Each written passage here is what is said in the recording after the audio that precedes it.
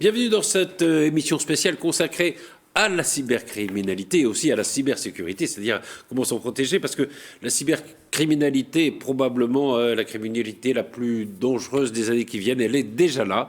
Et on va en parler avec Najet Soumar. Bonjour. Bonjour. Vous êtes formatrice à l'école My Digital School. Exactement. Et spécialiste donc de cybercriminalité, entre autres, et des moyens, au fond, de se protéger de la cybercriminalité. À côté de vous, Xavier Bossac, bonjour. Bonjour. Vous êtes directeur des opérations chez Stilresq, qui est une entreprise de cybersécurité. C'est ça. C'est ça, hein, Exactement. Je ne peux pas dire mieux. C'est exactement ça. Ça va être intéressant parce qu'on va aussi parler du marché de la cybersécurité, qui est un marché en pleine expansion, et non seulement en pleine expansion économique, mais aussi pour fournisseurs d'emplois. Exactement, tout à fait. Virginie Févé, bonjour. Bonjour. Vous êtes la fondatrice et la présidente de Startup, qui est une entreprise de formation au métier du cyber, métier comme digital. Des Internet, voilà, du digital. Et vous êtes la co-autrice avec Maïlis Bulk de stratégie et marketing. C'est ça, exactement. Sorti en 2022. Sorti en 2022 et donc à jour. Quoi. Exactement, 4e version. Ouais. Et puis Nicolas Dantré, vous êtes journaliste Bonjour. à TV78 et spécialiste de ce domaine de la cybercriminalité. Et vous allez nous parler notamment de la loi qui est en discussion aujourd'hui, dans la loi sécurité. Il y a un grand pan qui concerne la cybersécurité. Effectivement, oui. On va peut-être commencer par dresser un panorama, si vous êtes d'accord, de ce qu'est la cybercriminalité aujourd'hui. Et parce que les chiffres sont absolument effrayants.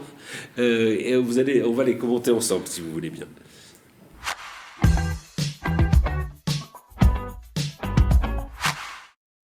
Je disais, les chiffres de la cybercriminalité sont assez impressionnants.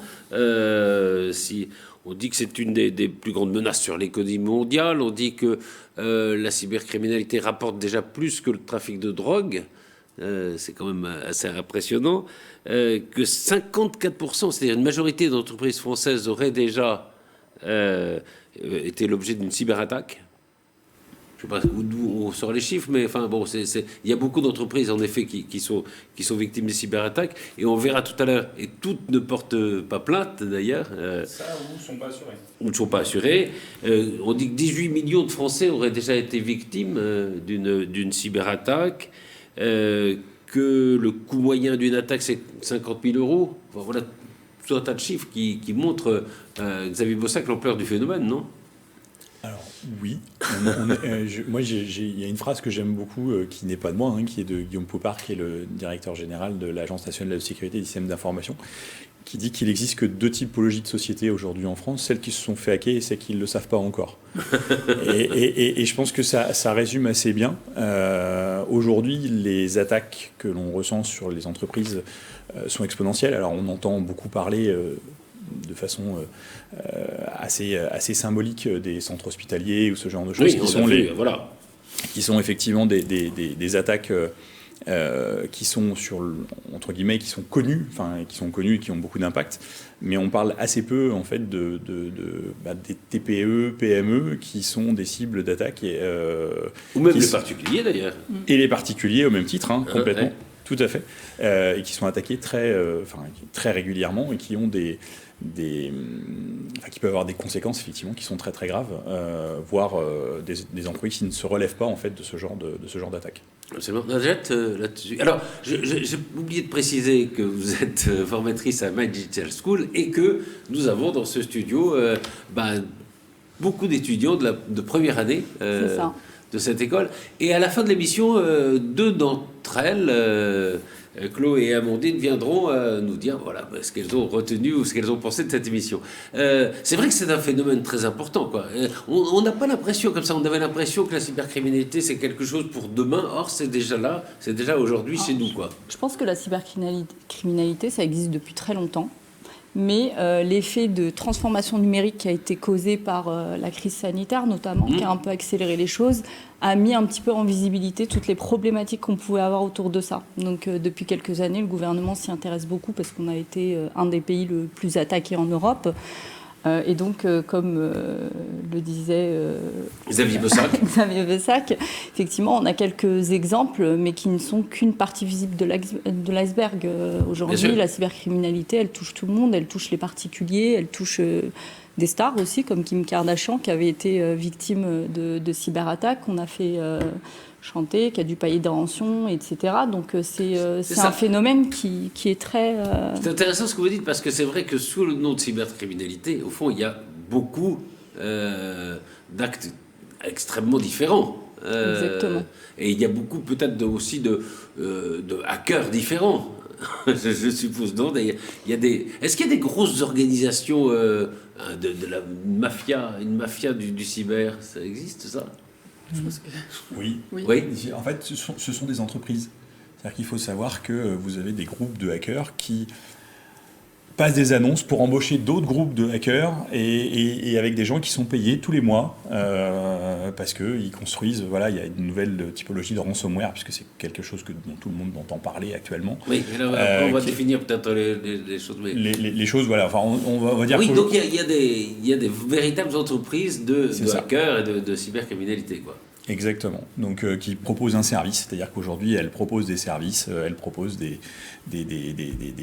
virus à mettre pour être mis à disposition d'autres hackers. Et aujourd'hui, n'importe qui pourrait potentiellement devenir hacker, parce qu'effectivement, il faut être assez intelligent pour concevoir certaines choses.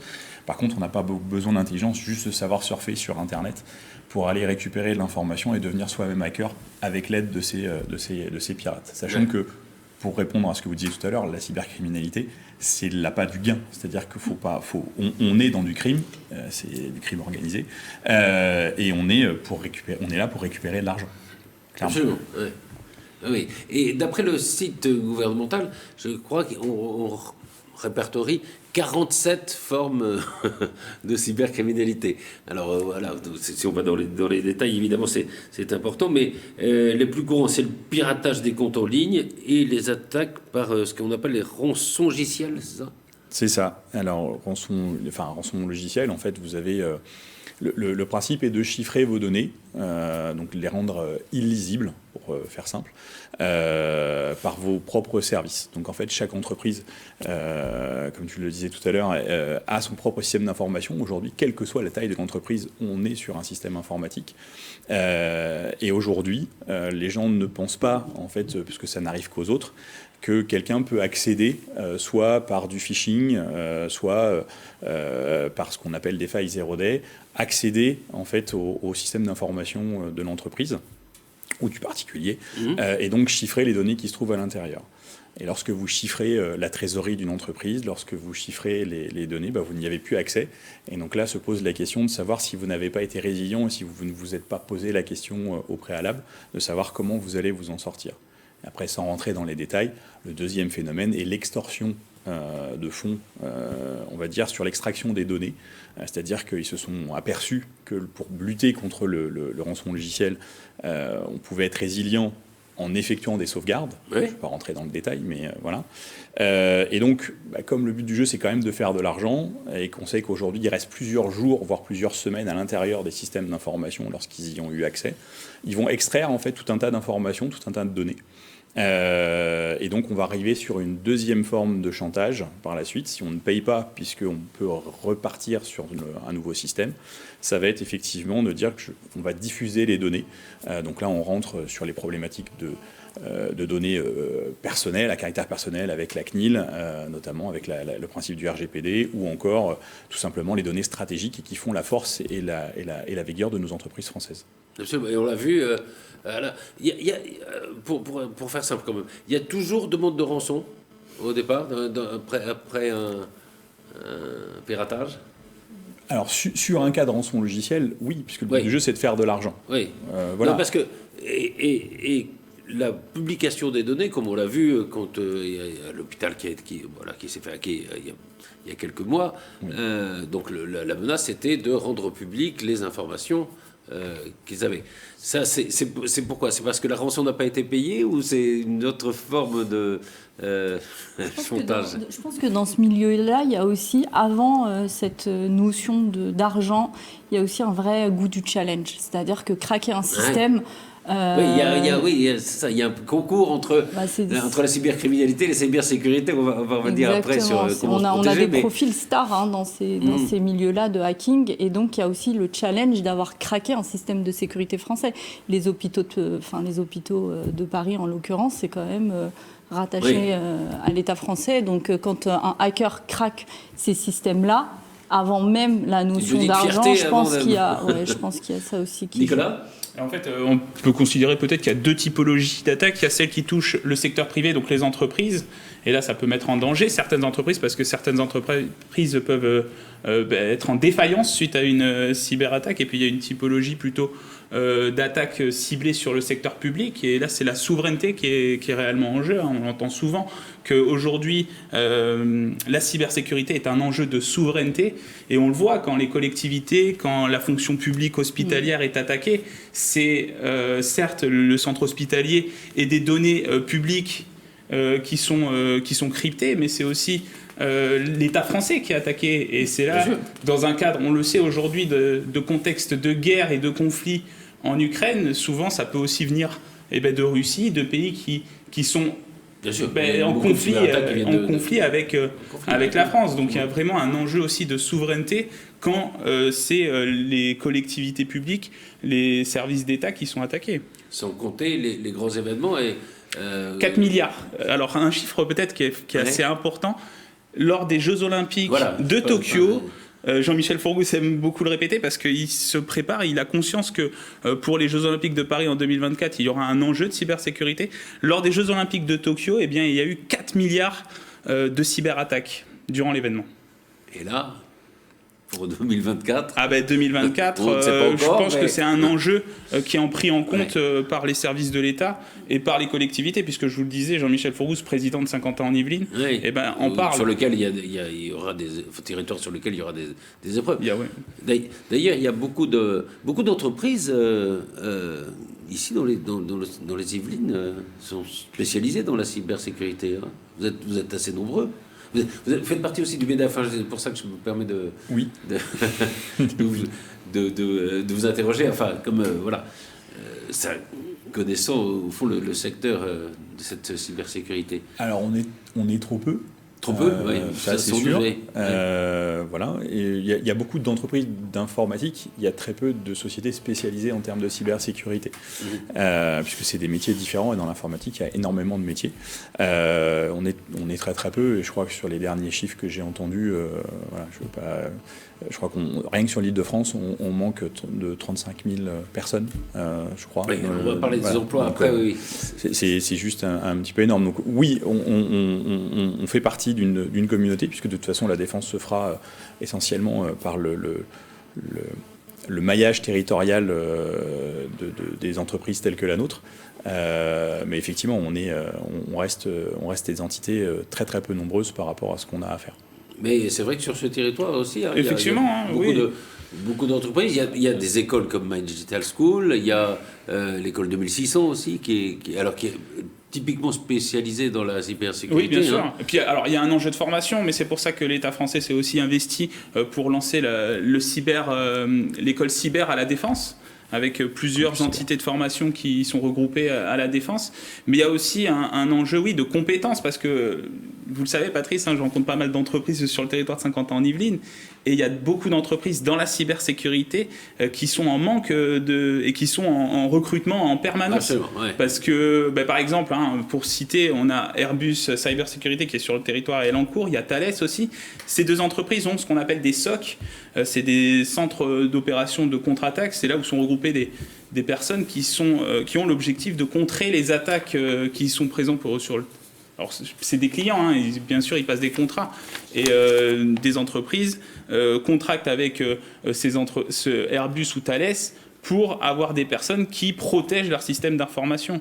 Et après, vous avez d'autres entreprises à 50 ans limite, je pense à Prophétie, qui est un centre de formation. Donc là, leur job, c'est de proposer des formations en cybersécurité. Et je pense aussi à Oxybox, François Feujas, qui lui propose un système où on peut stocker son système d'information pour éviter, lors d'une cyberattaque, d'avoir une rupture d'activité. C'est-à-dire que vu que le système d'information est stocké à l'extérieur, si le système est attaqué, il y a une continuité du service. Voilà quelques exemples d'entreprises sur le territoire de 50 ans Yvelines. Absolument. Virginie, les entreprises avec lesquelles vous travaillez, est-ce qu'elles sont toutes été attaquées ou pas? Ce qu'on disait tout à l'heure, c'est qu'il y en a qui ne le disent pas, Oui, et puis il y en a qui aussi sous-estiment l'impact d'une petite attaque au départ. Ça peut être via le site internet, c'est parfois des petites choses, mais ce qui est important, je pense, c'est de communiquer. Enfin, si on parle on va en parler tout à l'heure de comment répondre quand on est attaqué, mais globalement, c'est vrai qu'il y a parfois, c'est en train de changer, mais peut-être un peu une sorte de honte à avoir été attaqué, non? On se sent vulnérable. Non, vous ne trouvez pas? Si, il y a, on a fait quelque chose de mal, donc on n'ose pas le dire. C'est ça. Il y a la honte, c'est qu'est-ce que j'ai fait, et puis il y a Je me suis fait avoir, quoi. Enfin, parfois.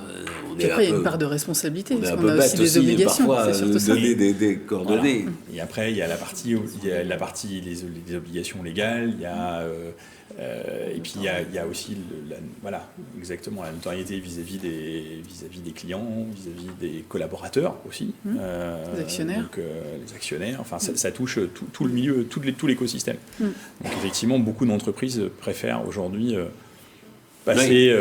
passer sous les radars plutôt que de... Et on va en parler quand on va parler des moyens de se défendre contre cette cybercriminalité, mais il faut en effet que cet esprit change, et vous nous parlerez de la loi qui est discutée aujourd'hui et qui fait en sorte que les entreprises portent plainte dès qu'elles sont attaquées. Je vais juste préciser ce que j'ai vu, parce qu'on a vu l'hôpital qui avait été attaqué, et j'ai vu aussi qu'il y avait des hackers qui pouvaient, ça c'est terrifiant, qui peuvent changer les dossiers médicaux des gens, c'est-à-dire faire croire à un médecin que quelqu'un va tout à fait bien en changeant les résultats. C'est terrible quand même. À partir du moment où ils accèdent aux dossiers, données, ils font ce qu'ils veulent. La vraie problématique qui est d'ailleurs qu'ont les entreprises ou les hôpitaux ou autres, c'est de s'apercevoir qu'on a accédé à leur réseau. C'est le temps, en fait, entre le moment où le hacker va accéder au réseau et où l'entreprise va s'en apercevoir. Absolument. C'est là la grande problématique. Et par rapport à ce que vous disiez sur les entreprises qui travaillent sur le secteur, je crois que le gouvernement est en train de mettre en place quelque chose que je trouve très intéressant, c'est de démocratiser le sujet. Parce que certes, il y a des entreprises qui sont spécialisées dans la cybersécurité, mais la cybersécurité, c'est l'affaire de tous, finalement. Parce qu'à partir du moment où on accède au réseau de l'entreprise, quel que soit le salarié de l'entreprise, en fait, c'est par les salariés de l'entreprise qu'arrivent les cyberattaques. Donc, ce sont des éléments de vigilance à mettre en place dans la vie de tous les jours qui font qu'on va sécuriser, qu'on va protéger le système. Ma Digital School, c'est une école qui forme des étudiants de bac tout de suite après le bac jusqu'au bac plus 5. Et ce sont des étudiants qui sont spécialisés dans le digital, mais de manière globale. Ce ne sont pas des informaticiens. Non, et on est en train, justement, de les former à la cybersécurité pour les sensibiliser dans leur vie de tous les jours, en tant qu'acteurs du digital, à protéger le système, à sécuriser le réseau, etc. Donc, c'est vraiment des petites actions de tous les jours qui font qu'on peut faire évoluer les choses. Patrice, peut-être pour aller dans votre sens, c'est comme face au Covid, il y a des gestes barrières pour éviter d'être contaminé par le coronavirus. Et en fait, j'ai déjà entendu ça dans plusieurs conférences sur la cybersécurité, mais il y a aussi des gestes barrières à avoir pour éviter d'avoir... de subir une cyberattaque, des petits gestes, par exemple, quand on reçoit un mail suspect, c'est ne pas l'ouvrir, parce qu'il peut y avoir... Justement, je vous interroge justement parce qu'on aborde ce problème, c'est comment se protéger contre la cybercriminalité.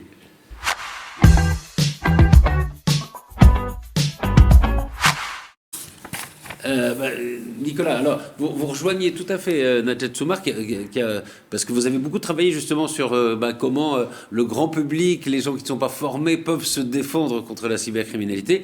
Et vous citiez un exemple, si un mail un peu suspect, plutôt que d'être curieux et d'essayer de savoir ce que c'est, souvent, ce qui est pas mal aussi, c'est de regarder quel est l'expéditeur, non? Ça donne des informations généralement. Oui, enfin aujourd'hui dans les statistiques, l'un des premiers vecteurs en fait d'infection, effectivement, c'est ce qu'on appelle le phishing. On reçoit un mail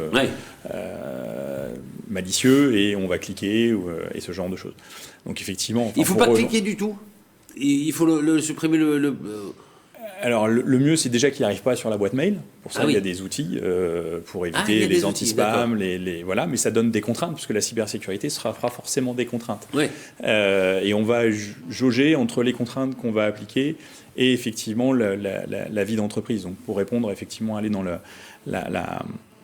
dans tout ce qui a été dit auparavant, qui est à juste titre, la vérité, le premier maillon de la chaîne, ça va rester l'humain, et c'est aussi le maillon le plus faible de la chaîne. C'est-à-dire qu'aujourd'hui, on peut dépenser des millions dans sa cybersécurité ou 10 € dans sa cybersécurité, ça passera toujours par l'humain. Donc effectivement, et on sait qu'aujourd'hui, je crois sur les dernières statistiques, on est à 9 personnes sur 10 qui sont non sensibilisées dans les entreprises, donc 90% des collaborateurs. Oui, c'est déjà le premier pas, c'est de sensibiliser, c'est ce que vous disiez avec vos élèves, par exemple, c'est de sensibiliser les gens qui vont travailler dans les entreprises. Et vous dites, au fond, il y a des gestes relativement simples qu'on peut utiliser et qui permettent de se prémunir contre ces attaques. Exactement. Alors, il y a ANSSI qui est... Alors, il y a l'Agence nationale de sécurité des informations, c'est ça? Exactement, qui travaille beaucoup là-dessus depuis 1 an, voire 2, depuis justement qu'on a été sujet à de très grosses cyberattaques. Et puis, il y a eu, je pense, tout ce travail de transformation numérique qui a été fait dans l'accélération à cause de la crise sanitaire par des personnes qui n'étaient pas du tout sensibilisées à la cybersécurité. Donc on a construit des systèmes sans en tenir compte et aujourd'hui on est en train de revenir en arrière pour sensibiliser le grand public. Donc moi j'ai avec moi justement les 12 conseils que ANSSI donne on peut aller sur le au site, grand public. Exactement, on peut aller sur le site, ils font des webinaires, ils font des formations. D'ailleurs, moi, j'ai eu une formation avec eux. Ils sont... qui fait des interventions en entreprise, qui sensibilisent les salariés. Je trouve ça très bien de pouvoir venir régulièrement, justement pour ces gestes-là. Et alors, eux, ce qu'ils préconisent, c'est déjà choisir son mot de passe. Enfin, c'est-à-dire qu'il faut avoir un mot de passe personnalisé, qui n'est pas un mot de passe avec son prénom, sa date de naissance, etc. Donc, un mot de passe avec des chiffres et des lettres qui n'ont rien à voir. Mettre à jour régulièrement les logiciels, puisque les logiciels antivirus, en fait, ils recensent tous les virus qui sont connus. Et si on a monsieur informatique dans les entreprises qui vient régulièrement nous voir, c'est pas pour nous embêter, c'est parce que justement la mise à jour des logiciels va répertorier tous les virus connus. Ensuite, bien connaître ses utilisateurs et ses prestataires, c'est-à-dire qu'on va éviter les communications avec des gens qu'on ne connaît pas ou l'accès à certains fichiers. Effectuer des sauvegardes régulières pour éviter justement d'avoir un effacement de toute sa base de données. Sécuriser l'accès au Wi-Fi de l'entreprise, parce que les cyberattaques peuvent aussi se faire par le Wi-Fi. Être prudent avec son ordinateur ou sa tablette professionnelle, donc ne pas partir en vacances par exemple avec son ordinateur professionnel, puisque si vous amusez à télécharger des chansons, des films, etc., c'est aussi souvent comme ça. Ça donne accès à d'autres personnes. Il y a accès à des fichiers réseau de l'entreprise, etc. Donc ça, c'est un des conseils qu'ils donnent pour les salariés d'ordre général. Protéger ses données lors de ses déplacements, être prudent lors de l'utilisation de sa messagerie, télécharger ses programmes sur des sites officiels des éditeurs. Donc on a souvent l'habitude d'aller télécharger sur 01 téléchargement, etc. Ça, c'est à éviter, parce qu'on vous donne des logiciels qui sont dits gratuits, mais derrière, c'est là-dedans qu'on va mettre des virus justement pour accéder au réseau. Être vigilant lors d'un paiement sur Internet, séparer les usages personnels et les usages professionnels, et ça, pour moi, c'est un des premiers conseils. C'est important. Exactement. Et prendre soin des informations personnelles professionnelles de son identité numérique. D'accord. Oui, donc c'est pas mal. Et ça, tous ces conseils, on peut les retrouver sur le site de l'ANSSI. Hein. Exactement. Qui a fait un très très gros travail, je trouve, justement oui, pour démystifier le sujet. Parce que les gens ont souvent l'impression que la cybersécurité, c'est un sujet très technique. Oui, au fond, déjà, on peut se prémunir, on peut déjà se protéger chacun en étant avec un peu de bon sens, quoi. Enfin, exactement. Tout simplement. Mais Xavier Bossac, je pense que parfois ça va plus loin. Dans les clients, qui sont vos clients au fond En fait, tout type de clients. Tout type de clients. On a des grosses entreprises, on a de la PME, PMI, alors majoritairement de la PME, PMI, oui. qui n'ont pas effectivement de monsieur cyber à l'intérieur de leur infrastructure, et qui vont partir d'un principe, c'est-à-dire qu'à un moment donné, l'un des avantages du RGPD, ça a été de faire prendre conscience aux chefs d'entreprise. Le RGPD, c'est le règlement général sur la protection des données à caractère personnel, qui est en vigueur depuis 2018 en France, enfin, et comme dans toute l'Union européenne. Et donc, il y avait une obligation légale, en fait, d'identifier les données à caractère personnel. Au-delà de ça, ça a permis aux chefs d'entreprise de se poser les questions sur où étaient les valeurs de l'entreprise. Et donc, notre métier, c'est de l'analyse de risque. En fait, oui. on ne gère que du risque. On part d'un principe, parce que la meilleure défense, c'est de comprendre que ça va nous arriver, et donc d'essayer de mettre des éléments en place, qui peuvent être la sauvegarde, qui peuvent être différentes typologies de redondance, puisque vous avez effectivement la perte des données, ou l'accès à ces données-là, mais vous avez également, pour une entreprise, la disponibilité des données. Aujourd'hui, effectivement, comme tout le monde le disait, on est en permanence sur son système informatique. Si je n'ai plus accès à la donnée, comment je fais ? Et comment je fais ? Voilà, donc je suis nu. Exactement. Donc, faut réfléchir en fait à tout ça et mettre des actions en conséquence. Aujourd'hui, il faut savoir qu'il y a, comme on disait, si on parle des éléments de mot de passe, si on arrive dans... Et vous le premier, si j'arrive et que je vous dis, allez, aujourd'hui, on va changer tous les mots de passe de tous les logiciels que vous utilisez. Voilà. Et vous allez me faire quoi ? Vous allez mettre un mot de passe relativement simple et vous allez me changer soit la première lettre, soit le dernier chiffre si vous le combinez comme ça. Ouais. Et donc, ça veut dire qu'à un moment donné, si vous faites confiance à des entreprises externes, de toute façon, qui se sont fait, elles, pirater, parce que ce n'est pas forcément de votre fait, mais qui, elles, se sont fait pirater, qui récupèrent votre identifiant, qui est souvent votre adresse mail, et le mot de passe qui est associé, eh ben, je peux mener des attaques ciblées par la suite ou repérer. Donc, il faut arriver avec des solutions, et il y a aujourd'hui des gestionnaires de mots de passe. Il y a beaucoup d'éléments qui sont open source, c'est-à-dire gratuits. On vous propose d'ailleurs souvent des mots de passe, ce qu'ils appellent des mots de passe difficiles à trouver, quoi. C'est ça. Qui sont difficiles à retenir, surtout. Mais la problématique, c'est ça. Et c'est pour ça qu'il faut utiliser des gestionnaires de mots de passe, puisque si j'arrive et que je vous dis aujourd'hui, vous allez en utiliser 30 différents dans la journée, soit j'ai le droit au petit cahier, soit j'ai le droit au fichier Excel, qui n'est absolument pas sécurisé, qui va induire en fait indirectement une faille de sécurité. Donc il faut donner effectivement les outils au personnel des entreprises en leur donnant des gestionnaires de mots de passe, en leur facilitant la tâche, puisque comme je disais tout à l'heure, la sécurité c'est une contrainte, donc il faut mettre des antivirus, il faut mettre des firewalls. Aujourd'hui on voit trop d'entreprises qui n'ont toujours pas d'antivirus. C'est fou, mais il y en a, et notamment certaines également qui sont dans le secteur de la santé. Malgré tout ce qui arrive, il y a encore des entreprises qui sont un peu en retard, quoi. Oui, parce que les entreprises vont dire, mais moi je suis pas un centre hospitalier, je suis pas, et puis j'ai pas d'obligation légale à ce niveau-là, et puis ceci, et puis cela, et puis j'ai pas de données, importantes. Ouais. Et en général, les gens qui subissent une cyberattaque, qui s'en relèvent, parce que heureusement beaucoup s'en relèvent, mais beaucoup ne s'en relèvent pas non plus. Une fois qu'ils s'en relèvent, font une analyse de risque et vont regarder effectivement tout ce qu'il y a et de se dire, si je mets des murs blindés, mais que je mets une porte en laissant la clé sur la serrure, ça ne sert pas à grand-chose. Voilà. Oui, c'est presque du bon sens. C'est complètement du bon sens. C'est avant tout du bon sens. Virginie Févé, dans les formations de Startac, par exemple, vous avez beaucoup de formateurs qui forment notamment aux réseaux sociaux, pour les salariés des entreprises et pour les entreprises elles-mêmes. Est-ce que la notion de cyberattaque fait partie de ces formations ? Est-ce qu'ils forment justement les salariés, par exemple, à faire attention à pas trop divulguer de choses, à se protéger ?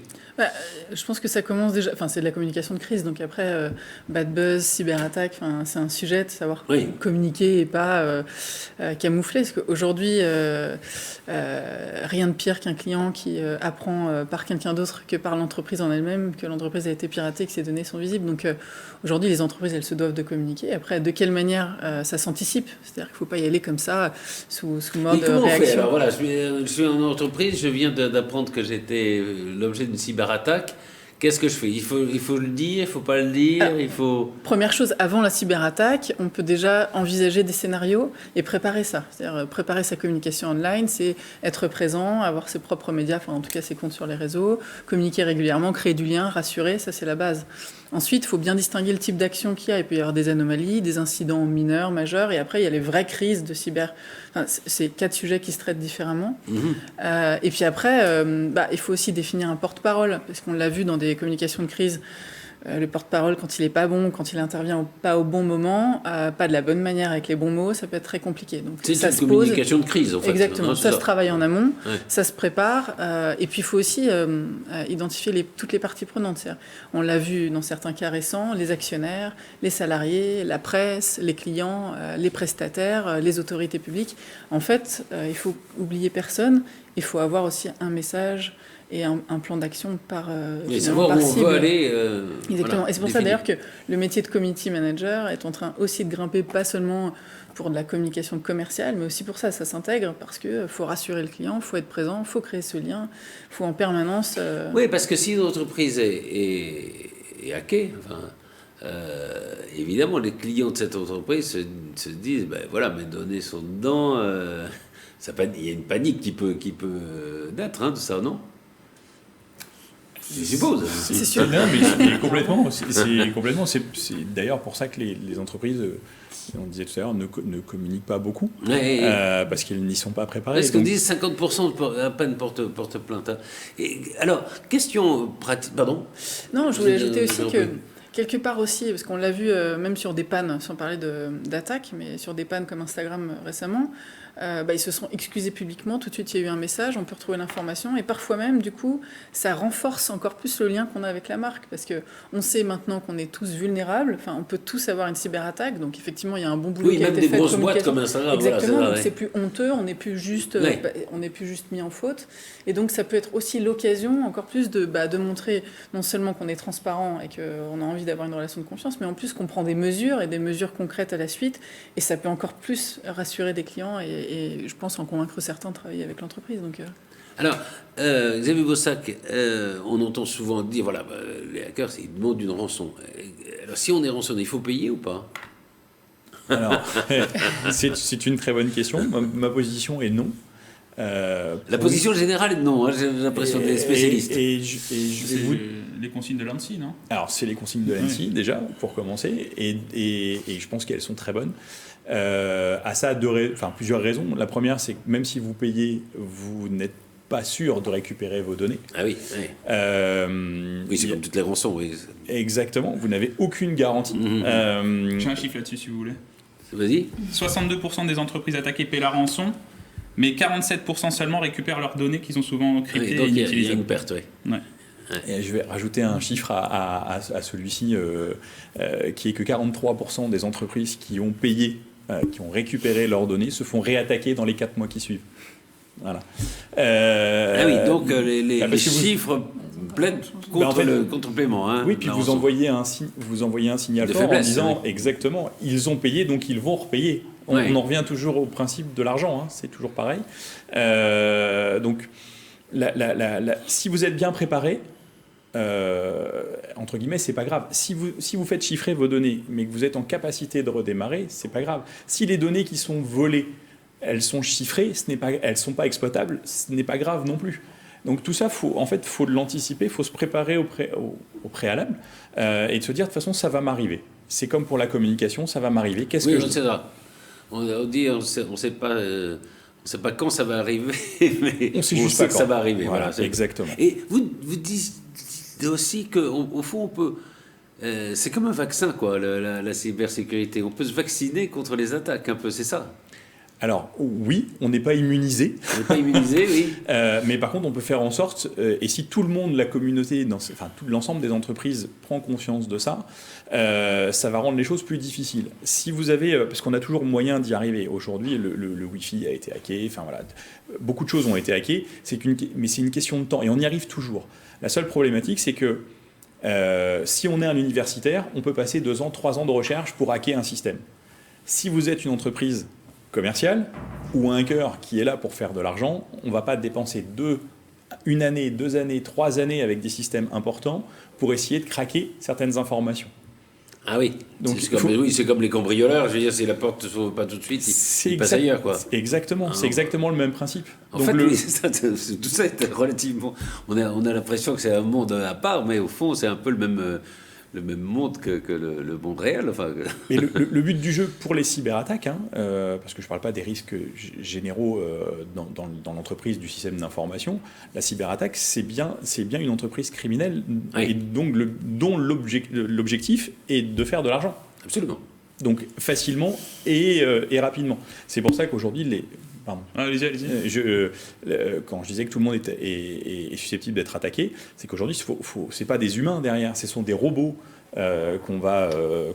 qui sont lancés sur Internet, qui scannent le web en règle générale et qui va trouver en fait des failles. Et à partir du moment où les failles sont trouvées, là, effectivement, on a des hackers qui vont venir regarder ce qu'on peut récupérer, ce genre de choses. Donc tout le monde est susceptible. Au début, on ne sait pas qu'on s'appelle X ou Y. Ils ne savent pas qu'ils vont attaquer telle typologie de structure ou telle autre. Et donc, c'est pour ça qu'il faut que tout le monde prenne conscience qu'effectivement, ça peut arriver à chacun. Pardon. À noter aussi que si vous payez la rançon, vous pouvez participer aussi au financement du crime mondialisé, puisque bien sûr. Ça participe aussi au financement à la fois du trafic d'armes, du trafic de drogue et du terrorisme. C'est pour ça aussi que la DGSI est engagée sur ce sujet-là, parce que vous avez raison, mais différents on peut paniquer quand on est victime. Bien sûr, bien évidemment. Le chiffre le prouve. Je vais m'en sortir. Le chiffre le prouve. 62% des entreprises payent les rançons. Najat, sur ce sujet, vous voulez ajouter quelque chose ? Le sujet de est-ce qu'il faut payer la rançon ou pas ? Non, oui, mais sur cette protection. Moi, sur ce sujet-là, je rejoins tout le monde. Je pense qu'il ne faut pas payer parce que c'est un acte illégal et que quelque part, c'est encourager la continuité de tout ça. Après, je pense que dans la réalité, c'est aussi une estimation de coût. C'est-à-dire que c'est se dire, je ne paye pas la rançon, qu'est-ce que ça va me coûter pour remettre en place le système, pour mettre un système de défense qui va bien, et puis si je n'arrive pas à récupérer ma data, qu'est-ce que je fais ? Il y a des entreprises qui, quand elles perdent leur data, c'est le burn-out. Et donc là, c'est le chiffre d'affaires qui tombe, donc il peut... Voilà, je pense que dans la réalité, c'est pour ça qu'on a plus de 40% des entreprises qui payent. C'est qu'il y a un enjeu financier. C'est ce que je disais, évidemment, toute la raison pousse à ne pas payer. Et puis parfois, voilà, on est dans la panique, on est dans l'émotion, on est dans l'urgence. Dans le calcul aussi, financier. Dans le calcul, et on fait peut-être le mauvais choix. Nicolas, il y a donc cette loi sécurité qui est en discussion aujourd'hui à l'Assemblée. Et dans cette loi sécurité, il y a un volet sur la cybersécurité. C'est ça, la loi d'orientation et de programmation du ministère de l'Intérieur qui a été en première lecture au Sénat et là qui arrive à l'Assemblée nationale. Et donc il y a plusieurs dispositions qui sont préconisées dans cette loi. D'abord, créer un appel d'urgence. Aujourd'hui, on a le 17 pour contacter la police. Là, ce serait le 17 cyber. C'est-à-dire que si vous subissez une attaque, vous pouvez appeler le 17 cyber et ça permettra de signaler justement qu'on a été victime d'une cyberattaque. Ensuite, il y a une augmentation des moyens, 1500 cyberpatrouilleurs, déployer 1500 personnes supplémentaires. Il y aurait une école de formation de la cyber du ministère de l'Intérieur et des Outre-mer et sensibiliser aussi 100% des entreprises au risque de cybercriminalité. Et il y a d'autres choses aussi, notamment cette disposition, parce qu'aujourd'hui, il faut savoir qu'il y a seulement 3% des entreprises qui sont assurées contre ce risque. Et donc, le gouvernement, dans cette loi, veut favoriser justement le fait que les entreprises s'assurent par rapport à ce risque, en rendant obligatoire, tout en rendant aussi obligatoire le dépôt de plainte au maximum 48 heures après la cyberattaque pour être indemnisé par rapport à ce risque. Donc le gouvernement veut augmenter le nombre d'entreprises assurées, mais veut aussi augmenter le nombre de plaintes qui sont déposées par rapport à une cyberattaque et permettre justement de lancer des enquêtes ensuite, parce que le but c'est ça, c'est d'essayer d'arrêter ceux qui sont derrière ces cyberattaques. D'accord. Virginie, je reviens à la communication des entreprises. Est-ce qu'on peut dire qu'il faudrait privilégier la transparence ou c'est... Moi, je pense que c'est important. Le maire, c'est la base de toute communication. Nous, on accompagne de nombreuses entreprises et aujourd'hui, à construire cette confiance, mais dans la durée, pas au moment où on a un problème. Il faut la construire dès le départ. Il faut qu'elle soit avant, évidemment. Avant, ouais. Et après, on comprend qu'effectivement, il faut dire les choses d'une certaine manière. Il faut aussi avoir des mesures en face. C'est-à-dire, on dit il y a un problème et on est dessus. Et qu'est-ce qu'on fait en face, évidemment. Mais voilà, c'est des choses qui se préparent. Il ne faut pas être dans la précipitation. C'est ça. Il faut y avoir pensé avant. Mais il y a quand même, voilà, ce lien-là. Aujourd'hui, on communique plus pareil sur les réseaux sociaux. On crée du lien beaucoup plus fort. On essaie de construire des relations beaucoup plus basées sur l'humain et donc avec vraiment de l'émotion. Et je pense qu'il y a un vrai sujet à construire du lien pour finalement ne pas être touché, ne pas perdre tous ses clients ou la confiance de ses clients en cas de problème, quoi. C'est pour ça que vous accompagnez les entreprises dans leur communication sur après une cyberattaque, ou vous êtes plutôt spécialiste, vous, de la technique de la réponse? Non, on n'est pas spécialisé dans la communication. D'accord, hein. Chacun justement a son boulot. Nous, on va effectivement soit intervenir dans la phase audit, donc essayer de déterminer avant ce qui ne va pas, ou alors dans la phase rémédiation, effectivement forensique, parce que il est très important dans une cyberattaque, en fait, ce qui compte, c'est le temps.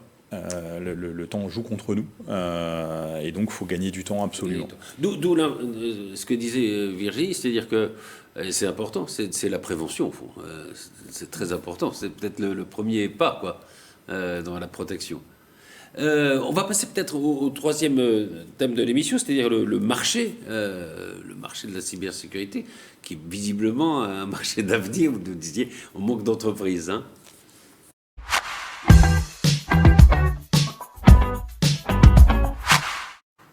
Alors, il y a évidemment beaucoup de métiers, hein, dans la cybersécurité, de métiers différents. Les chiffres sont un peu... Il y a déjà 750 000 emplois dans la cybersécurité, ou ça me paraît énorme, mais... Alors, j'ai pas les chiffres exacts. Oui. J'ai pas les chiffres exacts. Il faut juste savoir qu'en l'espace de quelques années, les effectifs au sein des entreprises dédiées à la cybersécurité ont fait une croissance exponentielle. Votre entreprise, elle existe depuis quand? Elle existe depuis 5 ans. 5 ans? Oui. Et vous avez vu un accroissement à une demande du métier de la cybersécurité, oui. Complètement. Oui, tout à fait. Oui, il y a 5 ans, c'était encore un peu rare, non? C'était le début, quoi, presque. Pour rejoindre, en fait, c'était un petit peu plus mis en valeur, et effectivement un peu moins mis sur les réseaux et ce genre de choses. Et puis les entreprises avaient une gestion du risque qui était un petit peu différente. Par contre, l'activité cybercriminalité a toujours existé depuis que les systèmes d'information existent. Par contre, oui, comme vous disiez, c'est une vieille criminalité. Vous disiez ça, Nadjette, tout à l'heure. La cybersécurité, en fait, elle existe depuis quand? En soi, si je peux me permettre de vous couper, c'est vraiment dans la conceptualisation même du process. C'est-à-dire qu'on va mettre en place des barrières de sécurité.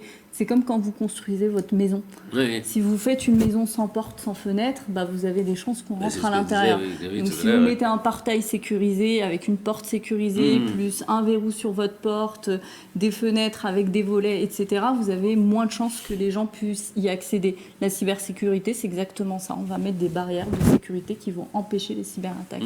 Donc dans la conceptualisation même, et donc c'est des métiers... architecte informatique, etc. Vous avez des grosses sociétés qui travaillent là-dedans. Les cybersécurité, les responsables de sécurité des systèmes, enfin, il y a plein de métiers différents. Justement, vous enseignez dans une école qui est My Digital School. Alors, vous disiez, vous ne faites pas précisément de la formation à la cybersécurité, mais ça fait partie des secteurs qui sont des secteurs d'avenir, enfin, des secteurs porteurs d'emploi. Exactement. C'est des secteurs porteurs d'avenir et puis surtout, je trouve que c'est un sujet qui est très important aujourd'hui parce que notre gouvernement est très clairement attaqué et mis à mal par rapport aux cyberattaques. Donc je pense qu'il y a une volonté gouvernementale de démocratiser le sujet et de sensibiliser le grand public autour de ça. Et c'est ce que je fais chez ma Digital School et puis de manière plus générale dans ma vie de tous les jours. pour 2 objectifs, sensibiliser un maximum de personnes et puis féminiser un petit peu le milieu aussi. Vous disiez d'ailleurs que la féminisation du métier pouvait aussi changer notre rapport peut-être à la cybercriminalité, aux réponses qu'on va y apporter. Hein. Je pense que comme dans tous les métiers un peu IT, un peu tech, c'est un milieu qui reste très masculin. Oui, voilà. Il est en train de se féminiser, ça veut peut-être changer un peu les choses. C'est en train de changer, hein. Il y a quand même de grosses entreprises comme Orange, Capgemini qui ont ouvert leurs écoles. Alors en Bretagne, il y a une sorte de Silicon Valley qui est en train de se former, où les grosses entreprises créent leur école pour former des gens, puisqu'on a très peu de gens formés à la cybersécurité. On a des vraies difficultés à trouver des ingénieurs en cybersécurité. Donc on va aller chercher dans certains pays du Maghreb, mais même comme ça, c'est compliqué. Donc les entreprises, elles sont vraiment très engagées là-dedans. Le gouvernement a mis beaucoup d'argent. Il y a des subventions qui sont données, donc c'est en train de se développer. Vous avez vu ça que vous recrutez beaucoup en permanence. En permanence En permanence. Alors, effectivement, on n'est pas du tout féminisé, mais c'est pas une volonté de ma part. C'est qu'on ne trouve pas.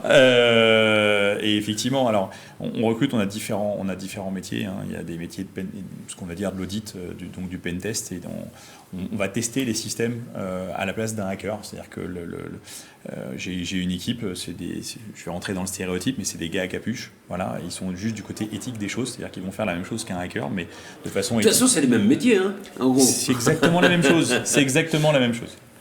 Il y a beaucoup d'écoles sur ce territoire de formation. Hein. Notamment l'école 2600 2600, qui a été lancée il y a un peu plus d'un an maintenant. Mais pour rebondir sur ce que vous dites, il y a le gouvernement qui est engagé, mais il y a aussi les territoires. Et c'est ça qui est intéressant, c'est que les collectivités locales se saisissent aussi de cet enjeu. Je pense notamment à la région il y a un appel à manifestation d'intérêt qui est en cours sur le lancement d'une cybercaserne en région Île-de-France. L'idée serait de rassembler plusieurs justement défenseurs informatiques qui seraient dans une caserne en fait, comme une caserne de pompiers, et qui répondraient du coup aux urgences de cyberattaques, notamment pour les collectivités locales, parce qu'on l'a vu ces derniers temps, et encore la semaine dernière, le département de Seine-Maritime qui a été victime d'une cyberattaque. Oui, il y a des collectivités. Et les collectivités font face. Et là, c'est mon deuxième point. C'est aussi le département des Yvelines qui est engagé sur ce sujet avec Seine et Yvelines Numérique, l'agence qui est spécialisée sur les sujets numériques dans le département.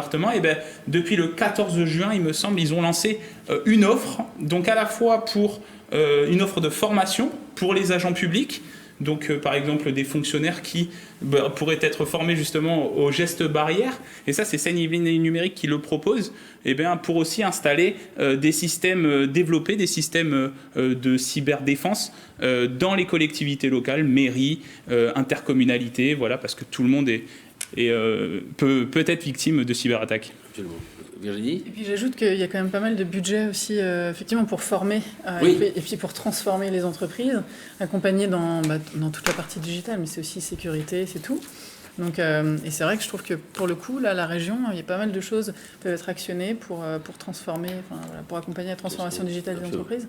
Et notamment en matière de formation, nous on le voit, parce qu'on a beaucoup d'entreprises du territoire qui en bénéficient. C'est le nœud du problème de la formation, bien sûr. Voilà, et qui permettent aussi de faire monter en compétence les salariés. C'est ce que vous faites avec Startac, mais on peut se former à tout moment. On n'est pas forcé d'être un spécialiste des réseaux sociaux ou des internets. Hein. Surtout que nous, on accompagne beaucoup d'entreprises avec des salariés qui finalement ont mon âge, qui n'ont pas toujours eu des formations initiales avec du numérique dedans, donc des gens qui finalement parfois découvrent le digital, et donc il faut accompagner et puis remettre à jour et accompagner vraiment sur un suivi.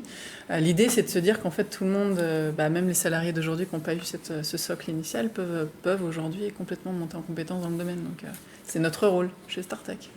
Alors, je vais vous remercier, Nicolas et Virginie, parce que je vais accueillir 2 étudiantes dans un instant. Juste, attendez. On va, justement, mais je vais passer, puisque ça résume ce que vous disiez. Vous avez fait un extrait d'une interview que vous avez fait d'Emmanuel Dotaro, qui est le vice-président de Thales, et qui explique pourquoi... Vice-président Felo Thales. Voilà. Une filiale, voilà. Qui explique pourquoi son entreprise est intéressée par le domaine de la cybersécurité. Et puis je vais recevoir Chloé et Amandine, deux étudiantes de My Digital School. Merci beaucoup Virginie Frémé, merci beaucoup Nicolas Dandry. Je suis Emmanuel Dotaro, je travaille chez Thales et mes activités concernent 2 grands sujets. 1, la cybersécurité et 2, les infrastructures numériques, dont les réseaux en particulier. Thales vend des systèmes et des systèmes critiques en général, des systèmes où les vies humaines peuvent être en jeu et donc le niveau de sécurité de ces systèmes est de façon indispensable, forcément élevé. On ne peut pas développer la technologie pour faire de l'avionique dans un avion avec la sûreté des commandes de vol sans se poser la question de la cybersécurité. On ne peut pas se poser la question de pilotage de systèmes industriels critiques dans le domaine du nucléaire par exemple, sans se poser la question de la cybersécurité. Et il y a une partie pure de cybersécurité où la cybersécurité se vend sous forme de produits ou de services. Et l'encours est un de nos socles, des endroits où on opère la cybersécurité, où les gens peuvent externaliser ou profiter des compétences d'un acteur qui suit au jour le jour les menaces et les solutions de cybersécurité. Et donc une partie de ces opérations, la plus grosse partie historique, est à Elancourt. Voilà, c'est vrai que oui, c'est des entreprises, Thales évidemment est intéressé par la cybersécurité, on comprend pourquoi. Alors, on reçoit Chloé et Amandine, bonjour, vous êtes élèves en première année de Mind Digital School, vous avez assisté à l'émission. J'avais dire une question comme ça, parce qu'on parlait de ça avec Xavier Bossac, mais si vous étiez formé à la cybersécurité, vous seriez plutôt du côté des gens qui défendent ou du côté des hackers? Des gens qui défendent. Oui, logiquement. Là, on fait une formation dans le digital, c'est qu'on est intéressé par quand même des choses qui touchent à ça, et donc on est quand même sensibilisé au fait qu'il faut se protéger les données, donc plus du côté de la défense. Alors, Najat Soumar expliquait que justement dans votre formation, c'est important de vous sensibiliser à cette donnée. Vous sentez, voilà, c'est quelque chose qui vous tient à cœur, enfin, oui, c'est un problème qui vous intéresse? Totalement, sur tous les sites, tous les codages qu'on fait, tout ça, etc. On a réellement besoin d'une sécurité sur tout ce qu'on fait, sur tout ce qu'on entreprend, parce que sinon on perd toutes nos données. Absolument. Puis c'est une question de génération aussi. C'est vrai que nous, on est nés dans ça, donc on est sensibilisés depuis petit en fait à tous ces risques. Puis on en entend forcément plus parler que des personnes plus âgées qui sont pas sur les réseaux sociaux. Donc oui, puis c'est important de sensibiliser, surtout dans nos métiers qu'on fera plus tard. Alors vous avez choisi de faire votre scolarité à Mind Digital School. Je sais pas arriver à le prononcer ou pas. Digital School. Oui, Digital School, oui, je sais pas pourquoi j'ai fait Digital School. Bon, donc c'est parce que c'est un domaine qui vous intéressait, évidemment. Quels sont les métiers que vous aimeriez exercer? Moi, j'aime beaucoup, je suis intéressée par le développement web et aussi par tout ce qui est community manager. En fait, j'aime beaucoup la communication digitale, donc il y a un mélange un peu de tout. C'est vrai qu'en première année, on voit de tous les domaines, donc tous les secteurs, donc on est intéressé un peu partout. Enfin, en tout cas pour ma part. Moi, je serais plus intéressée par la direction artistique et le design, donc c'est un peu... D'accord, un peu différent. Un peu différent du développement, tout ça, mais comme a dit Chloé, là, la première année, on fait vraiment tous les troncs communs. Absolument. Donc peut-être qu'à la fin de l'année, je vais changer de voie, à voir. C'est vrai qu'il y a beaucoup de métiers auxquels vous formez, évidemment. Oui, bien sûr. My Digital School, c'est une école qui forme vraiment sur tous les métiers, du digital, qu'on soit dans de la conception, de la création ou de la stratégie digitale pure, du community management. Ce sont des diplômes qui sont reconnus par l'État, qui sont assez valorisés dans les entreprises. Donc, c'est une école qui a une très bonne réputation. Et je trouve, et moi je salue vraiment l'effort qu'ils ont fait d'intégrer justement toutes ces formations en cybersécurité pour sensibiliser tous les corps de métier du digital autour de ce sujet-là. C'est très en cohérence avec ce que fait le gouvernement, avec ce que subit le pays. Et je trouve que c'est un vrai effort qui a été fait et je salue l'école pour ça. Est-ce que vous avez une question que vous voulez poser à Xavier Bossac ou à Najat? Non, une question non, plutôt peut-être un commentaire. Oui. Non, par exemple, je suis intéressée aussi par la cybersécurité et en tant que femme, je trouve ça aussi important. Et c'est ce que vous en parliez tout à l'heure de la féminisation de ce métier-là et de ce domaine-là. C'est bien d'ailleurs que ce soit deux étudiantes. Voilà, exactement. Et je trouve ça très intéressant. Et puis tout ce que vous avez évoqué sur la prévention aussi, c'est la sensibilisation, je trouve ça très important et j'espère que d'ici peu, il y en aura davantage. Donc, voilà. De toute façon, c'est de plus en plus répandu en ce moment. Il y a de plus en plus de sites où on ne peut pas mettre les mots de passe qu'on veut, il faut mettre des symboles particuliers pour être sûr de... De toute façon, vous l'avez évoqué tout à l'heure, Absolument. Le fait de mettre des mots de passe de plus en plus compliqués pour être... Vraiment Mais c'est sûr un- à 100%. C'est un problème essentiel et c'est un problème, je pense, qui va nous suivre pendant des années. Hein. Oui. Donc, je pense que s'il reste qu'à de belles années devant, Ça devrait aller. Merci beaucoup, Merci, je vous en Chloé prie. Amandine, merci beaucoup Najat Souma, merci beaucoup Xavier Bossac. Et je rappelle le livre de Virginie Févé, Stratégie et e-marketing. Voilà, c'était coécrit avec Maïlis Bulk. Et merci à tous. Alors j'espère qu'on pourra en reparler parce que il y a évidemment c'est une course poursuite un peu entre les hackers et les spécialistes de la sécurité comme toujours. Hein. Exactement. Donc, C'est exactement ça. Il y a du nouveau à chaque fois. Exactement. Merci à tous et à très vite pour une nouvelle émission de PAF.